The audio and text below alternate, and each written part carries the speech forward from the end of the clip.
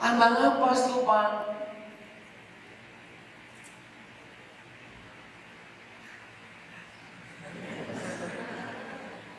Lambang apa stupa? Hah? Ada 4 lambang besar yang berhubungan dengan riwayat Buddha Gautama. Lahir lambangnya teratai. Kenapa? Kenapa lahir lambangnya teratai? Lambang kesucian. Kenapa lahir lambangnya teratai?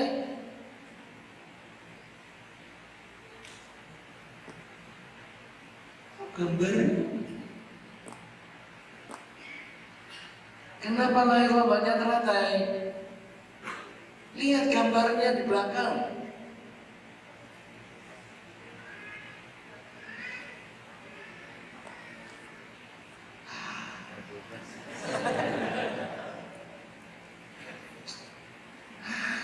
Dulu jalan-jalan dulu lah. Jalan-jalan ke kota baru lah, biar pikir dulu. Kenapa lahir lambangnya teratai? Jalan, bayi pangeran Siddhartha berjalan.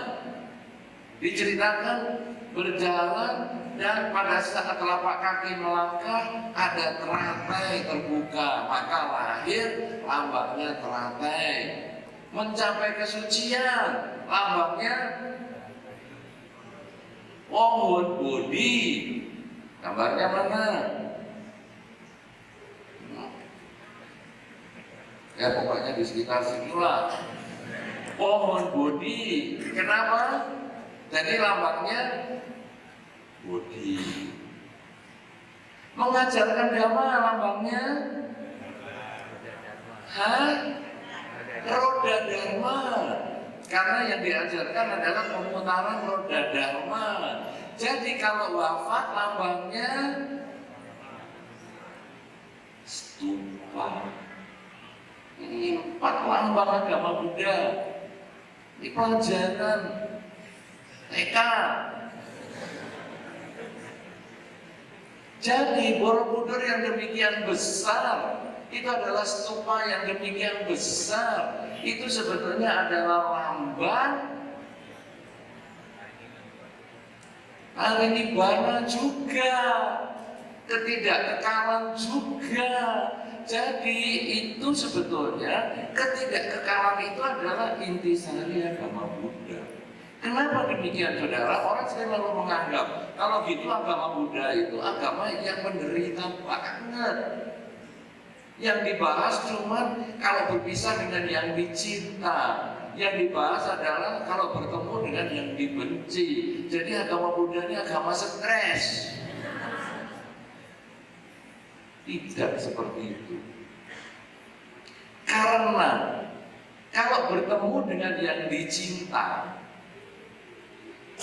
normal, senang. Anda bertemu dengan yang dicinta bahagia? Bahagia. Kalau Anda tidak bertemu dengan yang tidak Anda sukai, bahagia?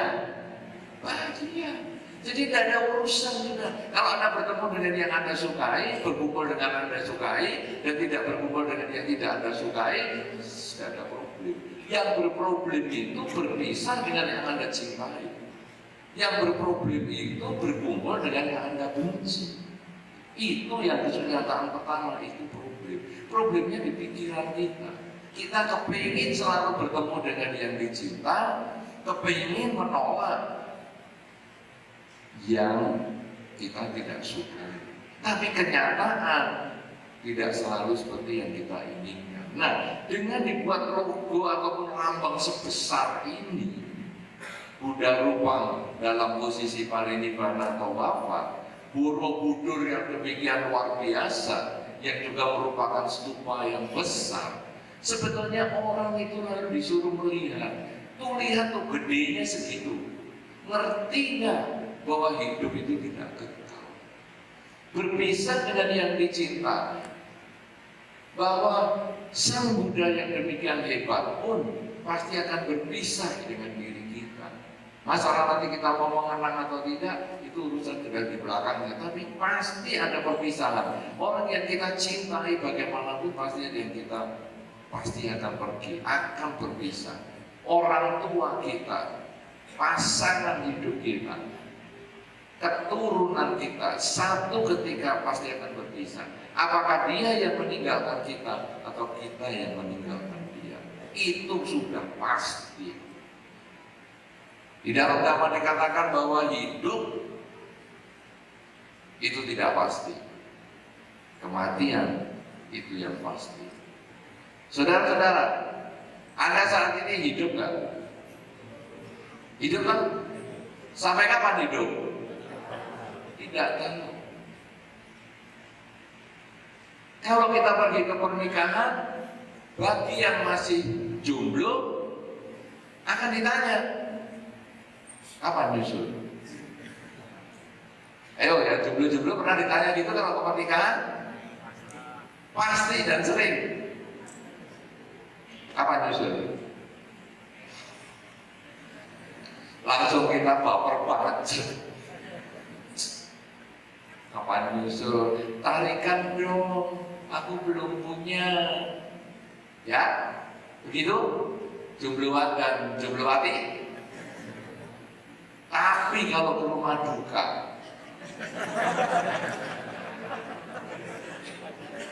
berani ngomong, kapan nyusul? Berani? Saya sih nggak berani. Kalau Anda berani, kenapa saudara? Karena hidup tidak pasti. Kematian itu yang pasti. Dia pasti datang. Saya sekarang hidup, tapi sampai kapan saya hidup saya tidak tahu. Dan kematian itu bisa mendadak. Orang tua kita bisa mati mendadak. Pasangan hidup kita bisa mati mendadak. Kita bisa mati mendadak. Ketika Bunda Rupang dalam posisi paling ini dibuat besar, ketika Borobudur sebagai stupa itu dibuat besar, orang itu diingatkan sedemikian besar problem perpisahan di depan mata kita. Siap tidak kita menghadapi setiap saat? Kalau kita tidak siap, maka saat kita ditinggalkan orang yang kita cintai, saat kita ditinggalkan benda-benda yang kita sayangi, HP bisa rusak, sepeda motor bisa rusak, mobil bisa hilang, rumah bisa hancur. Kalau kita tidak siap menghadapi perpisahan itu,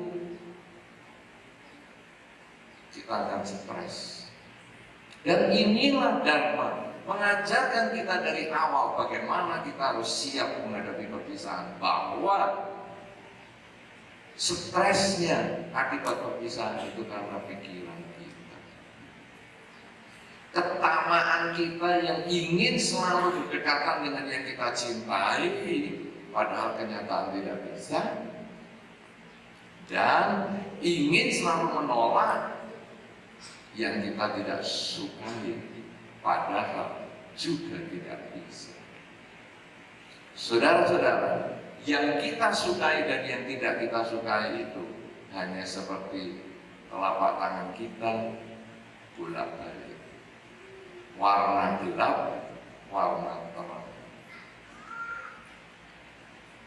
Orang sakit, tadi malam kita sudah bahas nih sakit, tapi ini sekarang kita bahas dari sudut yang lebih lain. Orang sakit itu adalah bertemu dengan yang kita tidak sukai. Ya toh?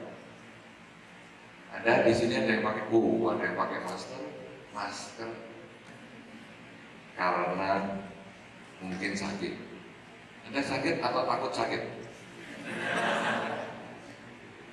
Ngomong apapun saya nggak tahu. Nah, tapi dengan batuk saya tahu dia sakit.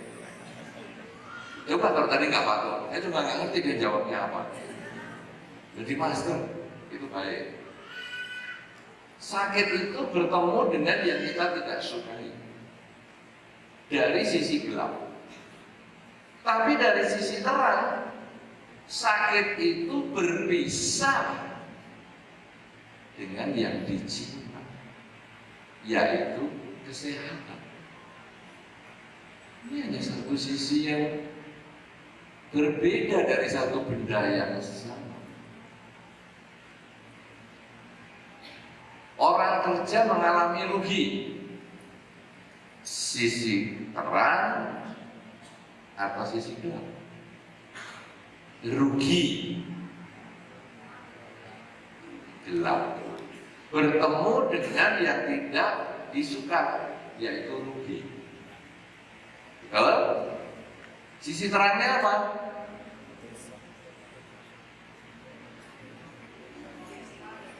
Berpisah dengan keuntungan. Bertemu kerugian sama dengan berpisah dari keuntungan. Sederhana toh?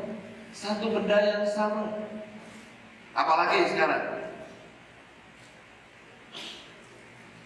Apalagi misalnya putus cinta. Para jombloan dan jomblowati, kalau belum mengalami ya jangan sampai. Kalau sudah, Anda sudah lebih dewasa. Putus cinta, sisi gelap atau sisi terang? Sisi gelap, yaitu bertemu dengan yang tidak disukai. Perpisahan itu tidak menyenangkan. Perpisahan dengan yang dicinta tidak menyenangkan. Sisi terangnya, kalau di sini putus cinta, hilang orang yang dicintai. Ya, hilang orang yang dicintai. Di sini apa?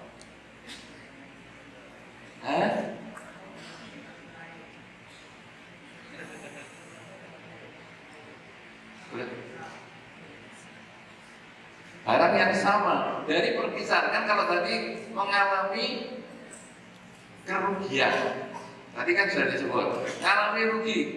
Rugi berarti bahwa saya bertemu dengan yang saya tidak sukai, yaitu kerugian. Ya, saya berpisah dengan yang saya cintai, yaitu keuntungan. Perpisahan dengan pacar adalah saya bertemu dengan yang saya tidak sukai dan berpisah dengan yang saya cintai. Cuma seperti ini. Orang sakit bertemu dengan yang tidak disukai, yaitu penyakit. Berpisah dengan yang dicintai, yaitu kesehatan. Terus seperti ini. Saudara-saudara, dengan kita melihat budaya rupa yang sedemikian besar, sebetulnya kita lalu diingatkan ini dan lalu kita merenungkan, apa sih sebetulnya penyebabnya saya stres? Keinginan, ingin mempertahankan yang saya cintai dan ingin saya menolak yang saya tidak sukai. Ketika datang yang saya tidak sukai, bagaimana sekarang? Saya hanya berusaha mengurangi keinginan saya dengan, kalau tadi malam kita sudah bahas, mengatakan karena untung. Putus cinta, untung pacaran putus. Coba kalau sudah pasangan hidup putus, lebih berat. Ongkosnya kan sudah banyak keluar, investasinya sudah besar. Masih pacaran, baru mulai invest, putus, untung. Ini konsep untung. Tapi ketika sudah punya anak 3, putus, ya tetap ngomong untung. Untung anak 3 saya masih bisa rawat. Coba kalau anaknya 6, susah biayanya. Saudara-saudara, kata untung ini sebetulnya membuat kita mampu untuk menerima kenyataan dengan lebih cepat. Ini sebetulnya adalah jalan pintas. Kalau nanti di dalam drama sebetulnya kita belajar pengendalian keinginan dengan adanya jalan mulia berunsur 8. Bagaimana kita kemudian mempunyai pikiran benar dan lain sebagainya. Tetapi ini jalan pintasnya adalah dengan mengatakan untung. Apa saja yang Anda hadapi, kalau Anda bisa mengatakan untung, hidup ini akan bahagia. Ada satu sekolah di Eropa, sekolah untuk mencapai keberuntungan. Itu ada sekolahnya. Sekolah mendapatkan atau mencapai keberuntungan. Kira-kira kalau ada sekolah di sana mau nggak? Mau nggak? Beasiswa nih. Beasiswa nanti pada suka ya. Mungkin Kanada, semua dikirim ke Eropa. Kira-kira mau nggak kalau Anda memperoleh ilmu keberuntungan ini? Jadi nanti keluar dari sekolah itu Anda hidupnya bahagia. Mau nggak? Saudara-saudara, saya waktu membaca berita itu, saya juga senang sekali. Wah, ada ya sekolah keberuntungan. Hebat nih.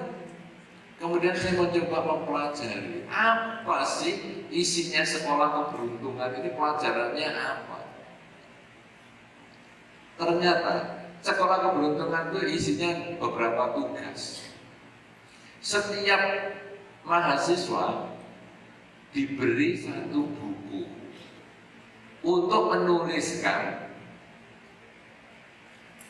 apakah yang hari ini Anda rasakan sebagai keberuntungan. Cuma suruh nulis itu. Apakah yang Anda hari ini rasakan sebagai keberuntungan?